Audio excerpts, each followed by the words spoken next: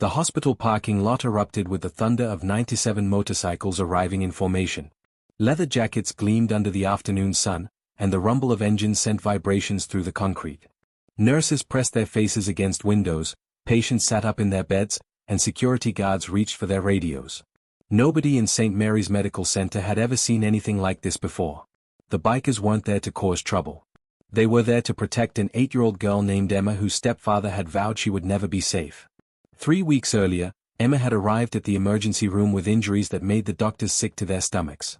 Her small body was covered in bruises of different ages, some fresh and purple, others fading to yellow and green.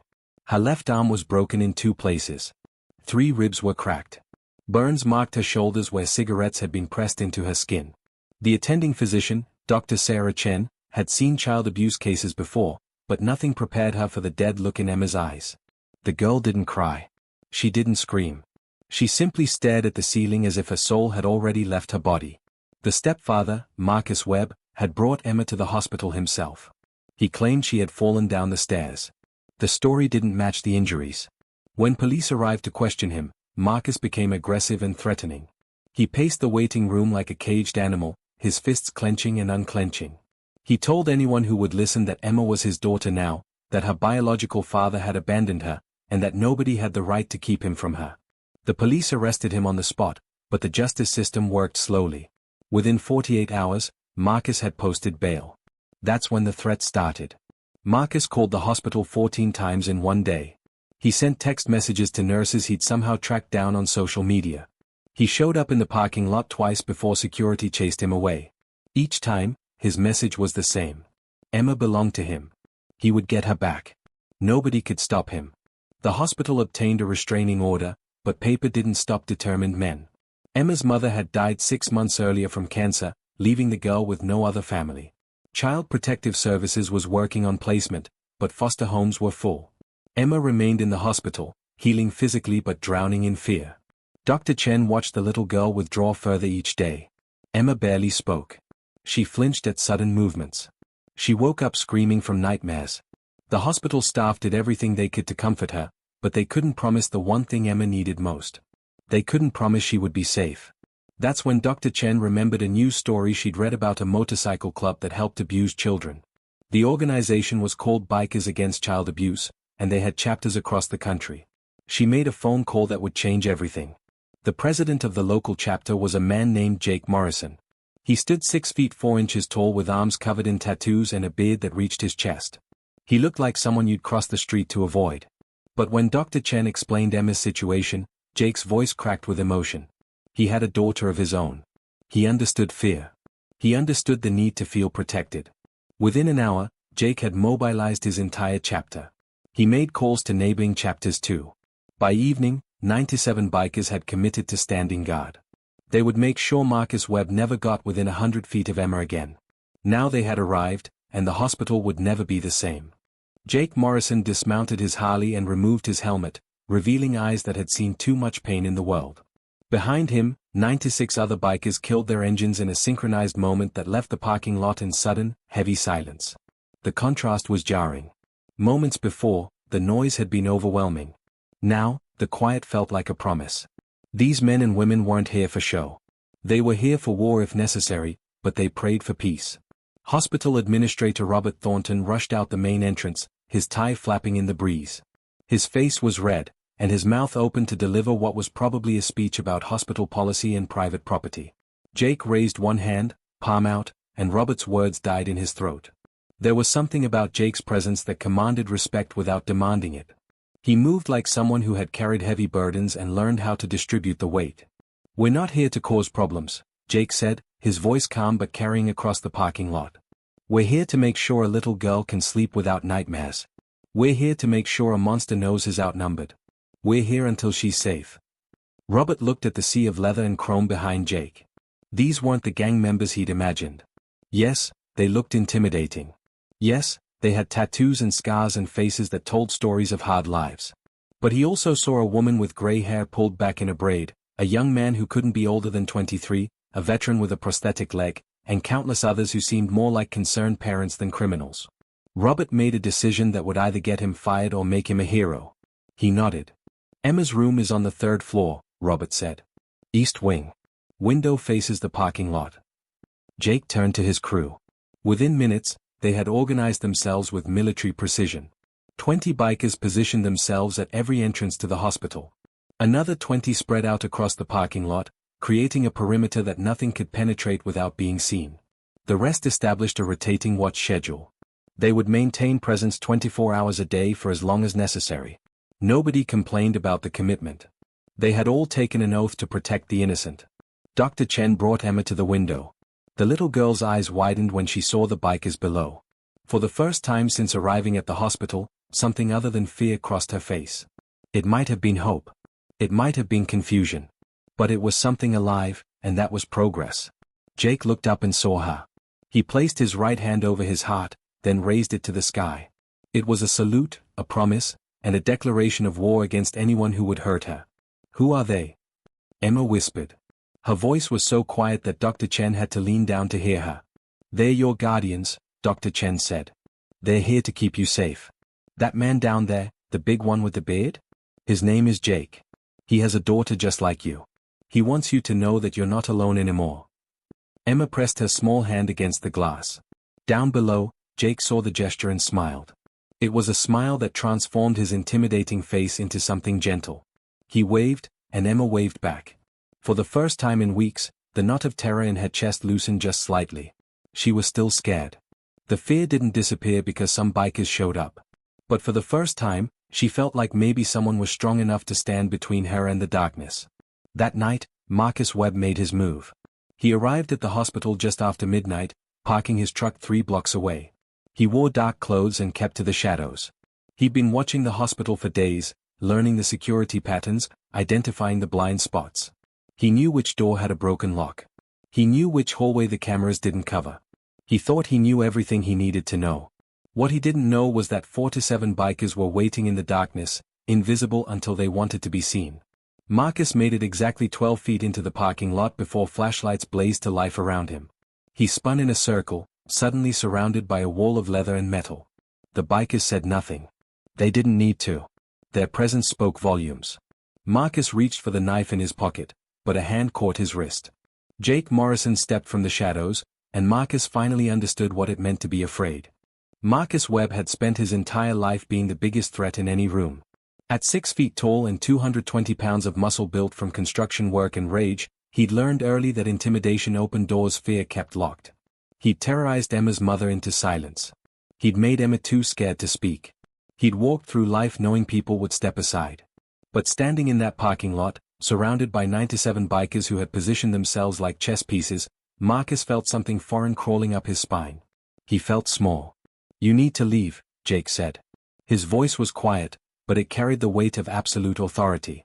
You need to leave right now, and you need to never come back. Marcus tried to summon his usual bravado.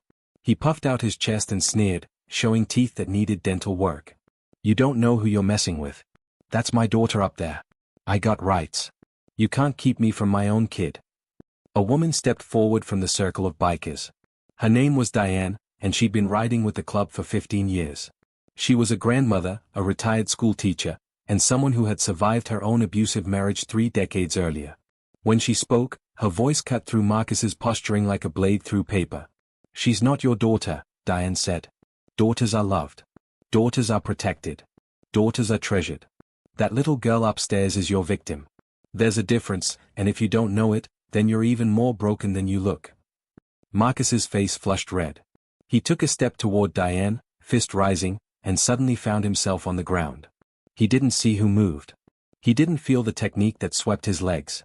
One moment he was standing, the next he was staring up at stars with gravel pressed against his cheek. 3 bikers held him down with practiced ease. None of them were rough. They didn't need to be. Competence was more terrifying than violence. Jake knelt beside Marcus, close enough that Marcus could smell coffee and leather. Here's how this works, Jake said. You're going to stand up. You're going to walk back to your truck.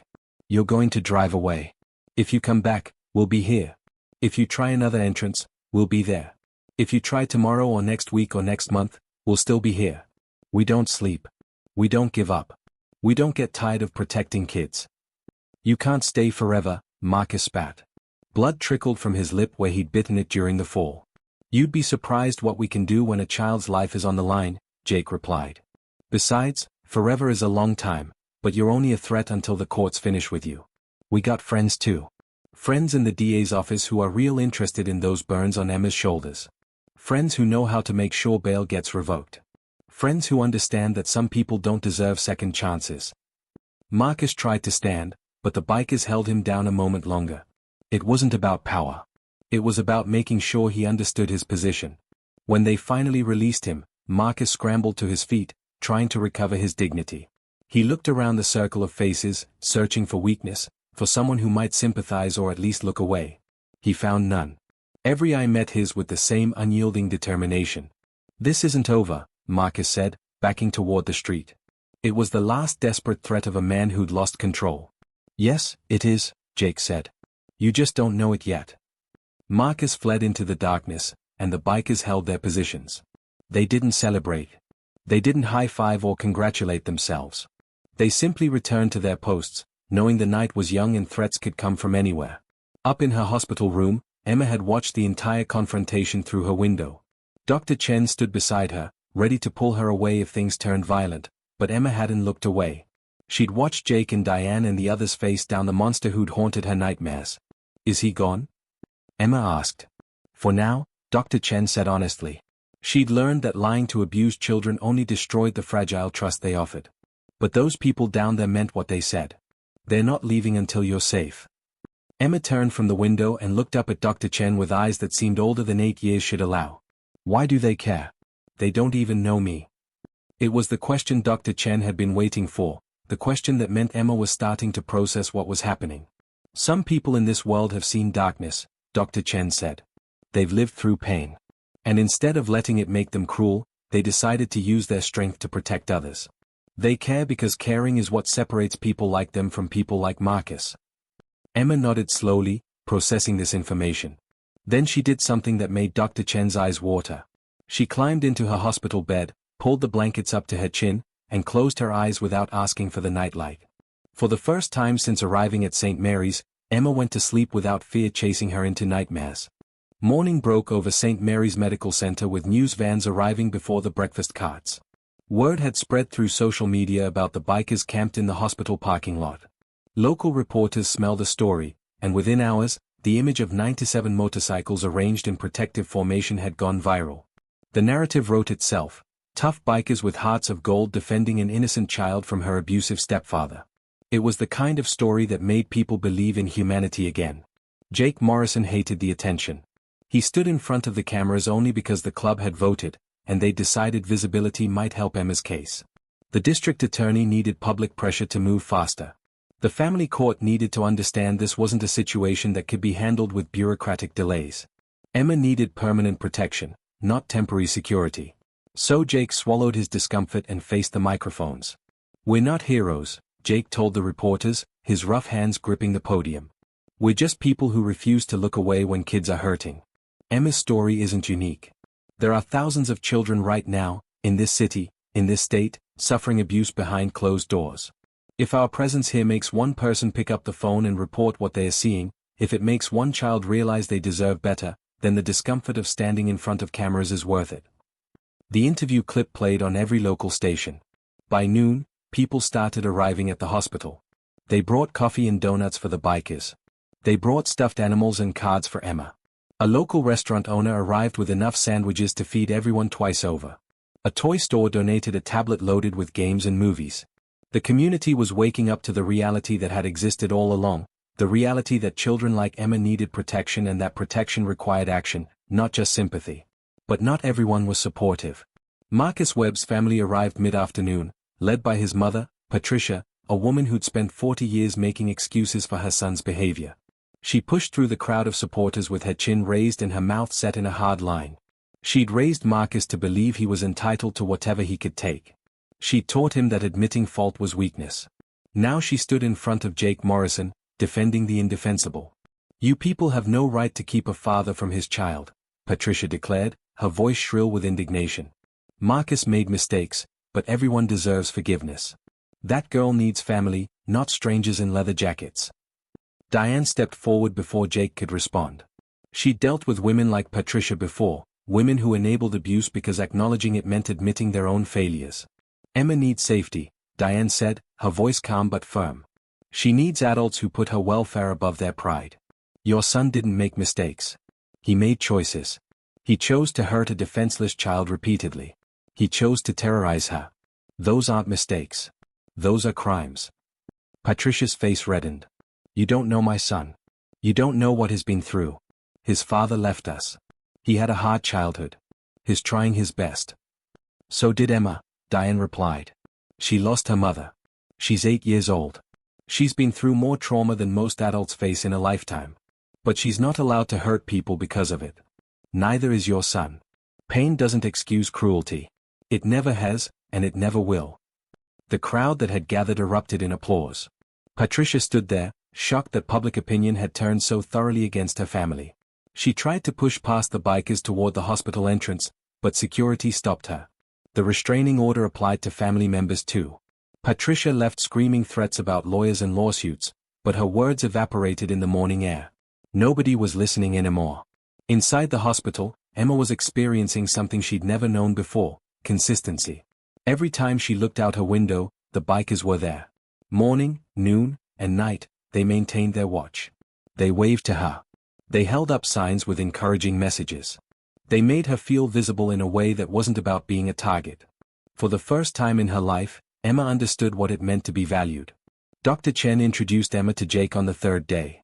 The little girl was nervous, hiding behind Dr. Chen's legs when the big biker entered her room. Jake didn't crowd her. He sat down on the floor, making himself smaller, less intimidating.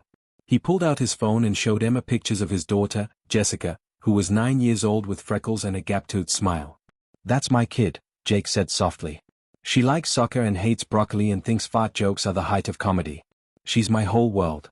When I heard what happened to you, I thought about her. I thought about how I'd want someone to protect her if I couldn't. That's why we're here. That's why we're not leaving. Emma stepped out from behind Dr. Chen. She moved slowly, testing the safety of the moment. When she was close enough, she looked down at Jake with eyes that had seen too much. Does it get better? She asked. Does the scared feeling ever go away? Jake considered lying, considered offering easy comfort, but he respected Emma too much for that. The scared feeling gets quieter, he said. It becomes something you can live with. And you know what helps? Knowing you're not alone. Knowing there are people who will fight for you. You've got 97 people out there who will stand between you and anything that tries to hurt you. That's not nothing. Emma nodded. Then she did something that made Jake's throat tight. She reached out and touched one of his tattoos, a phoenix rising from flames on his forearm. What's this? She asked. It's about being reborn, Jake said. About coming through fire and being stronger on the other side. Maybe someday you'll want one too. Something to remind you that you survived. Emma smiled. It was small and fragile, but it was real. Outside, the sun was setting, casting long shadows across the parking lot where 97 motorcycles stood guard. The community had risen. The shield wall held. And Emma was learning to hope again. 2 months passed, and the parking lot of St. Mary's Medical Center transformed into something resembling a permanent encampment. The bikers had established shifts, creating a rotation that ensured at least 20 members were present at all times. They'd brought lawn chairs and portable heaters as autumn gave way to winter. Local businesses donated tents and supplies. What started as emergency protection had evolved into a community of guardians who refused to abandon their post until Emma's future was secured. The legal system finally caught up with Marcus Webb. The district attorney, pressured by public attention and armed with overwhelming evidence, pursued charges aggressively. Marcus's bail was revoked after he violated the restraining order twice more. Both times, the bikers had caught him before he got close to the hospital. Both times, the encounters had been filmed and submitted to the court. Marcus was now awaiting trial in county jail, facing decades in prison. His mother still insisted he was innocent, but her voice echoed in an empty room. Nobody was listening. Emma's physical injuries had healed. The broken arm was mended. The ribs had knit back together. The burns had faded to scars that would remain but no longer hurt to touch. The emotional wounds would take longer, but Emma was making progress that amazed her therapists. She laughed now, sometimes. She played games with the nurses. She looked forward to visits from Jake and the other bikers, who had become her extended family. The breakthrough came from an unexpected source. Jake's wife, Maria, was a family law attorney who had been working behind the scenes since the beginning. She'd filed motions, contacted advocacy groups, and navigated the complex maze of foster care and adoption procedures. Maria believed every child deserved a permanent home, and she'd made Emma's case her personal mission. When she walked into Emma's hospital room on a cold December morning, her smile told the story before words did. "We found someone," Maria said, sitting beside Emma's bed. Dr. Chen stood nearby, having been part of these conversations from the start. "Her name is Rachel Chen. She's Dr. Chen's sister. She's been a foster parent for 5 years, and she's looking to adopt. She has a house with a backyard. She has a dog named Charlie. And she really wants to meet you." Emma looked at Dr. Chen, searching for confirmation that this wasn't another false hope. Dr. Chen nodded, her professional composure cracking to reveal the emotion underneath. "Rachel is amazing," Dr. Chen said. "She's kind and patient, and she's helped other kids who've been through trauma. But only if you want to meet her. This is your choice, Emma. You get to decide." The meeting was arranged for the following day. Rachel Chen arrived nervous, carrying a photo album filled with pictures of her home, her dog, and the bedroom she'd prepared just in case. She was younger than Emma expected, only 32, with warm eyes and hands that moved expressively when she talked. She didn't make promises she couldn't keep. She didn't pretend that love would fix everything instantly. She simply offered Emma a chance at something normal. "I can't replace your mom," Rachel said honestly. "Nobody can. But I can give you a safe place to heal. I can give you a home where nobody will hurt you. And if you want, someday, maybe we can be family. But there's no pressure. We'll take it as slow as you need." Emma studied Rachel carefully, using instincts she'd developed from survival. She looked for the signs of danger she'd learned to recognize in Marcus: the tension in the jaw, the coldness in the eyes, the barely controlled anger. She found none of those things. What she found instead was patience and genuine care. Emma looked at Dr. Chen, then at Maria, then back at Rachel. "Can I think about it?" Emma asked. "Take all the time you need," Rachel said, and Emma knew she meant it. 3 days later, Emma gave her answer. She wanted to try. The paperwork would take months to finalize, but Rachel began visiting daily. They started with short visits in the hospital, then progressed to trips to the park with Jake and Maria accompanying them. Emma met Charlie the dog, a golden retriever who sensed Emma's fragility and responded with gentle affection. Slowly, carefully, Emma began to believe in the possibility of a future that didn't involve fear. The day Emma was discharged from the hospital became a celebration. The 97 bikers who had maintained their vigil assembled one final time. They lined the path from the hospital entrance to Rachel's car, creating a corridor of protection for Emma's journey to her new life. Each biker held a single flower, creating a garden of hope. As Emma walked between them, holding Rachel's hand, they revved their engines in unison. The sound was deafening and beautiful, a roar of approval and promise. Jake Morrison approached Emma before she got in the car. He knelt down, bringing himself to her eye level, and presented her with a leather vest. On the back was a patch, "Forever Protected." It was small, made for a child, and surrounded by patches from every chapter that had participated in Emma's protection. "This means you're part of our family now," Jake said. "Anytime you need us, anywhere you are, you call. We'll come. That's a promise we make to every kid we help, and we've never broken it." Emma threw her arms around Jake's neck, hugging him with the fierce gratitude of someone who'd been saved from drowning. Jake hugged her back, this giant of a man cradling a small girl who taught him that protection was the highest form of love. When they separated, both had tears in their eyes. Rachel drove Emma to her new home while the bikers followed in formation, a parade of chrome and leather escorting a little girl toward hope. They peeled off one by one as Rachel turned into her neighborhood, until only Jake remained. He waited until Emma was inside, until the lights came on in what would be her bedroom, until he saw her small face appear in the window, waving goodbye. Then he started his motorcycle and rode into the evening, knowing his work here was done. Emma stood in her new bedroom, surrounded by furniture Rachel had carefully chosen, walls painted a soft blue that felt like safety.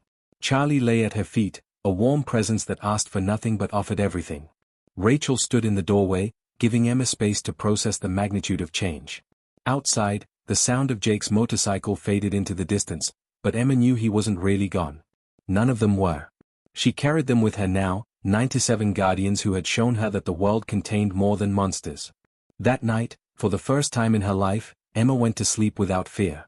She dreamed of motorcycles and kind faces, of flowers and dog fur, of a future that stretched out before her filled with possibility instead of pain.